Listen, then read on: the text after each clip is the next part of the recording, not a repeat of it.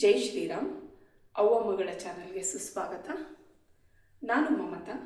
ನಾನಿವತ್ತು ಬೆಂಡೆಕಾಯಿ ಫ್ರೈನ ಯಾವ ರೀತಿ ಮಾಡೋದು ಅಂತ ತೋರಿಸ್ಕೊಡ್ತಾ ಇದ್ದೀನಿ. ಇದಕ್ಕೆ ಬೆಂಡೆಕಾಯಿ ಫ್ರೈ ಅಂತಲೂ ಕರೀತಾರೆ, ಬೆಂಡೆಕಾಯಿ ಪಲ್ಯ ಅಂತಲೂ ಕರೀತಾರೆ.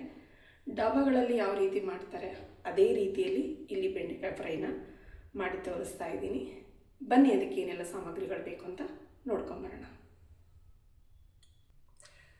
ಮೊದಲಿಗೆ ನಾನು ಒಂದು ಅರ್ಧ ಕೆಜಿಯಷ್ಟು ಬೆಂಡೆಕಾಯಿನ ಚೆನ್ನಾಗಿ ತೊಳೆದು ಕಟ್ ಮಾಡಿ ಇಟ್ಕೊಂಡಿದ್ದೀನಿ.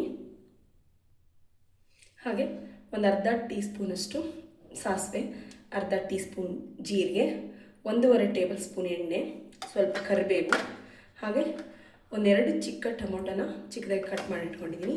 ಹಾಗೆ ಒಂದು ದಪ್ಪ ಈರುಳ್ಳಿನ ಚಿಕ್ಕದಾಗಿ ಕಟ್ ಮಾಡಿ ಇಟ್ಕೊಂಡಿದ್ದೀನಿ. ರುಚಿಗೆ ತಕ್ಕಷ್ಟು ಉಪ್ಪು, ಅಚ್ಚಕಾರ ಪೌಡರ್, ಅರಿಶಿಣ, ಹಾಗೆ ಒಂದು ಅರ್ಧ ನಿಂಬೆಹಣ್ಣು, ಕೊತ್ತಂಬರಿ ಸೊಪ್ಪು. ಬನ್ನಿ ಬೆಂಡೆಕಾಯಿ ಫ್ರೈನ ಯಾವ ರೀತಿ ಮಾಡೋದು ಅಂತ ನೋಡೋಣ. ಮೊದಲಿಗೆ ನಾನು ಇಲ್ಲಿ ಒಂದು ಹಂಚನ್ನ ಬಿಸಿಗೆ ಇಟ್ಕೊಂಡಿದ್ದೀನಿ. ಇದರಲ್ಲಿ ಬೆಂಡೆಕಾಯಿ ಹಾಕ್ಕೊಂಡು ಹುರ್ಕೊಳ್ಳೋಣ. ನೀವು ಬೇಕಿದ್ರೆ ಬಾಣಲಿಯಿಂದಾದರೂ ಹುರಿಬೋದು ಅಥವಾ ಕಡಾಯಿಯಿಂದಾದರೂ ಹುರಿಬಹುದು. ಈ ಬೆಂಡೆಕಾಯಿನ ಚೆನ್ನಾಗಿ ಹುರ್ಕೋಬೇಕು.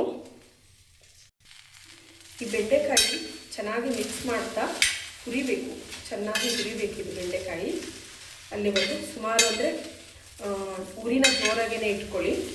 ಜೋರಾಗಿ ಉರಿ ಇಟ್ಕೊಂಡು ಒಂದು 3ರಿಂದ 4 ನಿಮಿಷಗಳ ಕಾಲ ಹುರಿಬೇಕಾಗುತ್ತೆ.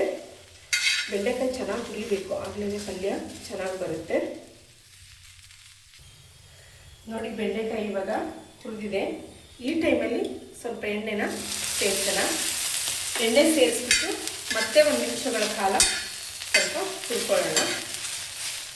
ನೋಡಿ, ಎಣ್ಣೆ ಹಾಕಿದೆ. ಈಗ ಮತ್ತೆ 1 ನಿಮಿಷಗಳ ಕಾಲ ಚೆನ್ನಾಗಿ ಮಿಕ್ಸ್ ಮಾಡ್ತಾ ಹುರ್ಕೊಳ್ಳೋಣ. ನೋಡಿ, ಈಗ ಬೆಂಡೆಕಾಯಿ ಚೆನ್ನಾಗಿ ಹುರ್ಕೊಂಡಿದೆ. ಈಗ ಗ್ಯಾಸ್ನ ಆಫ್ ಮಾಡಿ ಇದನ್ನ ಒಂದು ಬಟ್ಲಿಗೆ ತಕ್ಕೊಳ್ಳೋಣ. ಈಗ ಒಂದು ಕಡಾಯಿನ ಬಿಸಿ ಇಟ್ಬಿಟ್ಟು ಎಣ್ಣೆನ ಸೇರಿಸ್ತಾ ಇದ್ದೀನಿ. ಈ ಎಣ್ಣೆ ಚೆನ್ನಾಗಿ ಬಿಸಿ ಆಗಲಿ. ನಂತರ ಸಾಸಿವೆ ಹಾಗೆ ಜೀರಿಗೆ ಸೇರಿಸೋಣ.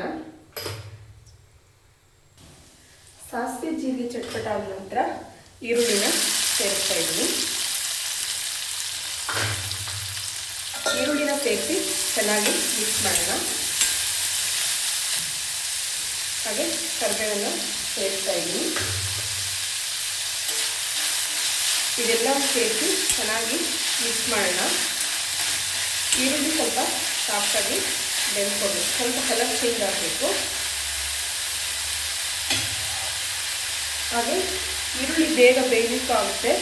ಉಪ್ಪನ್ನು ಸೇರಿಸ್ತಾ ಇದ್ದೀನಿ. ಪಲ್ಯಕ್ಕೆ ಎಷ್ಟು ಬೇಕಾಗುತ್ತೋ ಅಷ್ಟು ಉಪ್ಪನ್ನು ಸೇರಿಸ್ಕೊಳ್ಳಿ. ಹಾಗೆ ಇದಕ್ಕೆ ಅರಿಶಿನ ಸೇರಿಸ್ತಾ ಇದ್ದೀನಿ. ಇದಕ್ಕೆ ಚೆನ್ನಾಗಿ ಮಿಕ್ಸ್ ಮಾಡೋಣ. ಸ್ವಲ್ಪ ಈರುಳ್ಳಿ ಕಲರ್ ಚೇಂಜ್ ಆಗಲಿ. ನೋಡಿ, ಈರುಳ್ಳಿ ಕಲರ್ ಚೇಂಜ್ ಆಗಿದೆ. ಈ ಟೈಮಲ್ಲಿ ಟೊಮೊಟೊನ ಸೇರಿಸೋಣ. ಈ ಟೊಮೊಟೊ ಈರುಳ್ಳಿ ಇನ್ನೂ ಸ್ವಲ್ಪ ಸಾಫ್ಟಾಗಿ ಬೇಯಿಸ್ಕೋಬೇಕು. 1 ನಿಮಿಷಗಳ ಕಾಲ ಈರುಳ್ಳಿ ಟೊಮೊಟೊ ಮತ್ತು ಸಾಫ್ಟಾಗಿ ಬೇಯಲಿ. ನೋಡಿ, ಈರುಳ್ಳಿ ಟೊಮೊಟೊ ಎಲ್ಲ ಸಾಫ್ಟಾಗಿ ಬೆಂದ್ಕೊಂಡಿದೆ. ಈ ಟೈಮಲ್ಲಿ ಇದಕ್ಕೆ ಅಚ್ಚಕಾರ ಪೌಡರ್ನ ಸೇರಿಸೋಣ. ನಾನಿಲ್ಲಿ ಇದು ಚಿಕ್ಕ ಸ್ಪೂನು 1-2 ಟೀ ಸ್ಪೂನಷ್ಟು ಅಚ್ಚಕಾರ ಪೌಡ್ರನ್ನ ಸೇರಿಸಿದ್ದೀನಿ. ನಿಮ್ಮ ಖಾರಕ್ಕನುಗುಣವಾಗಿ ಅಚ್ಚಕಾರ ಪೌಡ್ರನ್ನ ಸೇರಿಸ್ಕೊಳ್ಳಿ. ಹಾಗೆ ಚೆನ್ನಾಗಿ ಮಿಕ್ಸ್ ಮಾಡೋಣ.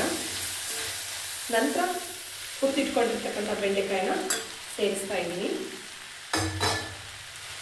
ಈ ಬೆಂಡೆಕಾಯಿನ ಸೇರಿಸಿ ಚೆನ್ನಾಗಿ ಒಂದ್ಸತಿ ಮಿಕ್ಸ್ ಮಾಡೋಣ.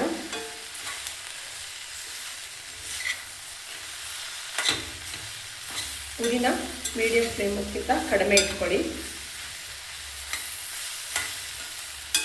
ನೋಡಿ, ಚೆನ್ನಾಗಿ ಮಿಕ್ಸ್ ಮಾಡ್ತಾ ಇತ್ತು. ಈ ಟೈಮಲ್ಲಿ ಕೊನೆಯದಾಗಿ ಗ್ಯಾಸ್ನ ಆಫ್ ಮಾಡಿಬಿಟ್ಟು ಹಾಗೆ ನಿಂಬೆ ರಸನ ಸೇರಿಸೋಣ.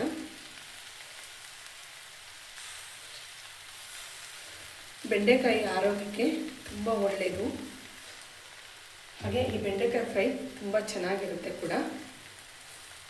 ಈಗ ಈ ಸರಿ ಚೆನ್ನಾಗಿ ಎಲ್ಲ ಮಿಕ್ಸ್ ಮಾಡ್ಕೊಳ್ಳೋಣ. ಬಿಸಿ ಬಿಸಿಯಾಗಿರ್ತಕ್ಕಂಥ ಬೆಂಡೆಕಾಯಿ ಫ್ರೈ ರೆಡಿ ಆಯಿತು.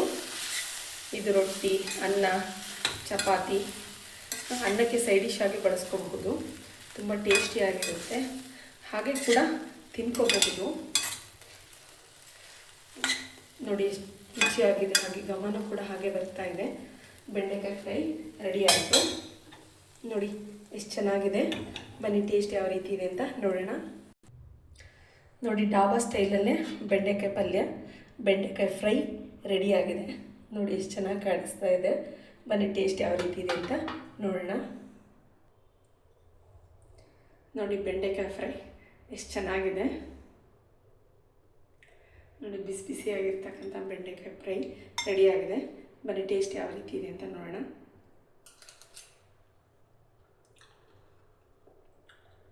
ಟೇಸ್ಟ್ ಮಾತ್ರ ತುಂಬ ಚೆನ್ನಾಗಿದೆ. ನೀವು ಬೆಂಡೆಕಾಯಿ ಫ್ರೈನ ಯಾವ ರೀತಿ ಮಾಡ್ತೀರಾ ಅಂತ ಕಮೆಂಟ್ ಮೂಲಕ ತಿಳಿಸಿ. ಹಾಗೆ ಯಾರೆಲ್ಲ ನಮ್ಮ ಚಾನಲ್ನ ಹೊಸದಾಗಿ ನೋಡ್ತಾ ಇದ್ದೀರಾ ಪ್ಲೀಸ್ ಸಬ್ಸ್ಕ್ರೈಬ್ ಮಾಡಿ. ಹಾಗೆ ವಿಡಿಯೋನ ಕೊನೆವರೆಗೂ ನೋಡಿ, ಲೈಕ್, ಶೇರ್, ಕಮೆಂಟ್ ಮಾಡಿ. Thank you for the watching. Next ವಿಡಿಯೋದಲ್ಲಿ ಮತ್ತೆ ಸಿಗ್ತೀನಿ ಹೊಸ ರೆಸಿಪಿಯೊಂದಿಗೆ. ನಾನು ನಿಮ್ಮ ಮಮತಾ. Thank you.